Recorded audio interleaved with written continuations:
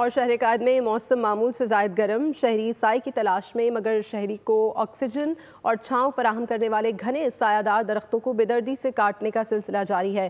कराची के इलाके आयशा मंजिल पर मौजूद हैं बोल न्यूज़ की नुमाइंदा मरियम हसन, उनसे जान लेते हैं। जी मरियम। एक बार फिर से तरक्याती कामों के नाम पर जो दरख्त यहाँ पर सालों से लगे हुए थे, जो कि सायेदार दरख्त हैं, जो कि लोगों को छाँव यहाँ पर मुहैया करते हैं, उनको बेदर्दी के साथ जो है वो काटने का सिलसिला जारी है। कैमरामैन नवाकत अली अगर आपको दिखा सकें, और यहाँ पर इस वक्त मशीन मौजूद है और यहाँ पर लोगों के हाथ में कटर और आरी मौजूद है, जिसके ज़रिए जो है वो दरख्तों को यहाँ पे काटने का सिलसिला जारी है।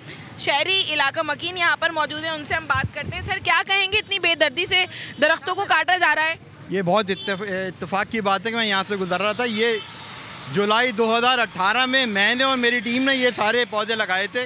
2 साल तक बाकायदा मेरे ड्राइवर और माली ने इनको पानी दिया और पौधों को बाकायदा तनावा दरख्त बनाए। हमने सदका जारिया के तौर पे काम किया। वैसे ही हमारा जो है वो शहर एक कंक्रीट का जंगल बन चुका है।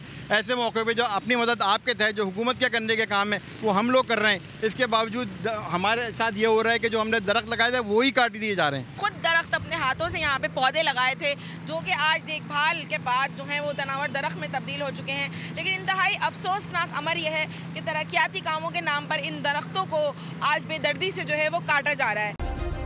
सब्सक्राइब करें और बेल दबाएं ताकि कोई खबर रह न जाए।